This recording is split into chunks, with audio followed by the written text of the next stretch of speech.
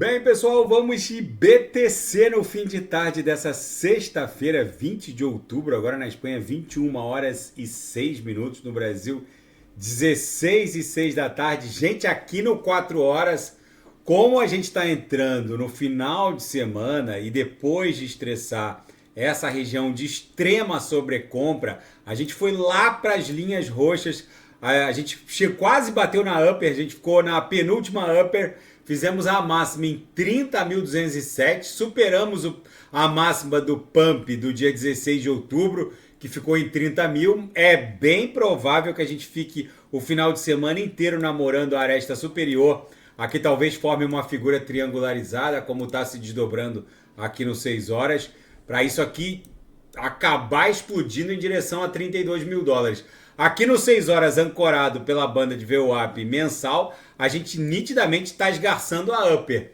No diário, que é a nossa referência mais clara de uma pernada impulsiva até 32 mil dólares, já que a gente rompeu essa LTB aqui que estava aprisionando a BTC e está desenhando aqui um Morobuzu muito interessante. É óbvio que a BTC só vai encontrar um ponto de inflexão relevante em 32 mil dólares. Quando bater 32, vai corrigir para 29, talvez até 28.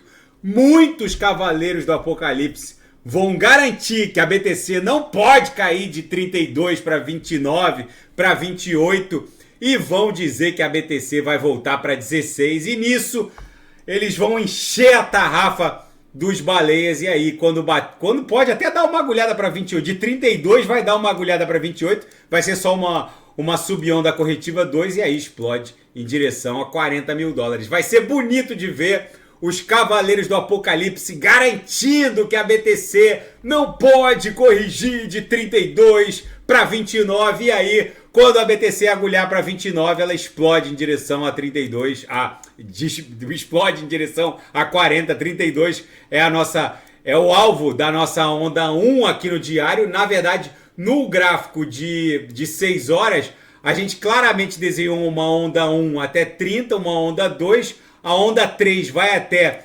32, aí vai ser a onda 4 e a onda 5 vai buscar 40 mil. Não importa qual sequência ondulacional de Elliott, aqui no Renko, a gente claramente está dando vigência a uma canaleta virtual de alta que vai levar a BTC, obviamente, até 40 mil dólares. Na projeção, a nebulosidade no Renko segue com uma belíssima espessura. Hoje no intraday, deixa eu sair aqui da ETH, aquele meu short de ETH que eu abri hoje na Banus.finance fechou no gain. Vocês vejam que eu saí exatamente aqui em 1.600 e pouquinho. Acho que eu botei 1.602, né? A ETH bateu exatamente, fez a mínima em 1.000, chegou a bater 1.597, agora está 1.606. Vocês vejam que o meu setup não falha. Deixa eu botar aqui na BTC, no intraday. A BTC está obviamente acumulando aqui no patamar da VWAP. Se der mais uma oportunidade de sinal, eu vou ofertar. Na seara fática, a Binance anuncia o encerramento dos serviços de cartão de débito na zona do euro. Eu usava bastante esse cartão, vou ter que sacar os fundos lá do meu wallet da Binance, justamente porque eles estão com problemas com reguladores. Eu recebi um e-mail dizendo que o cartão vai ser desativado até o dia 20 de dezembro, é para sacar os recursos do wallet vinculado ao cartão.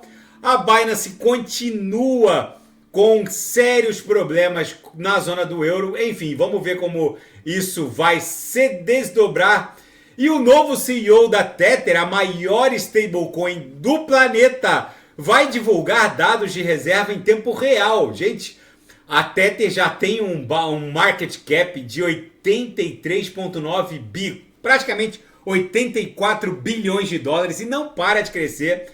É muitíssimo provável que na próxima pernada de alta da BTC, o dólar Tether alcance ali um market cap de $500 bilhão.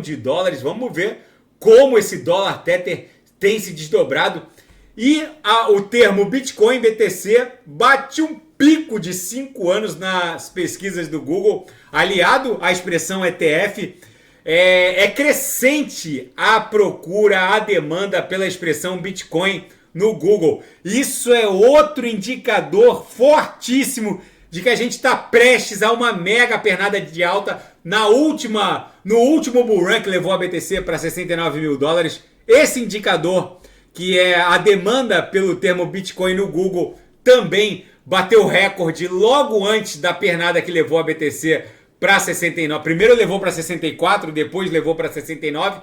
Na seara geopolítica e finanças internacionais, Israel acumula uma fileira de tanques na fronteira norte de Gaza.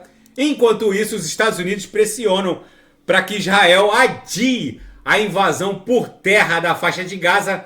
O que Israel vai encontrar na faixa de Gaza é um cenário, no mínimo, infernal.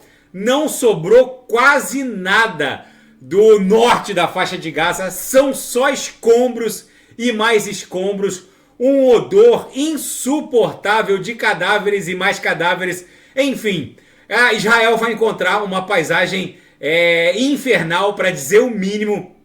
E eles seguem bombardeando não só o norte de Gaza, mas também o sul de Gaza. Enfim, gente, o mundo segue virado numa hecatombe nuclear, literalmente. Aqui no 6 horas, claramente a gente está numa sub-onda corretiva que vai acabar se desdobrando em direção a 32 mil dólares. Aqui no 6 horas, né? No diário, claramente a gente está numa onda 1 ainda, que vai levar para 32, corrigindo uma onda 2, que vai fazer recuar para 29. Para o patamar que está agora, e depois uma onda 3 vai levar para algo ali próximo de 40 mil dólares. Gente, se nada fugir do script, eu volto amanhã para analisar a própria BTC. Vejam que na projeção a nebulosidade no diário está com ambas as linhas superior e inferior agressivamente apontadas para cima. As 3 linhas do canal de Keltner, idem. A BTC está numa mega pernada de alta em direção a 32. Só não vê quem não quer. Os cavaleiros do apocalipse só vão reconhecer que a BTC está nessa pernada quando tiver em 40, mas antes vai bater 32, corrigir para 29.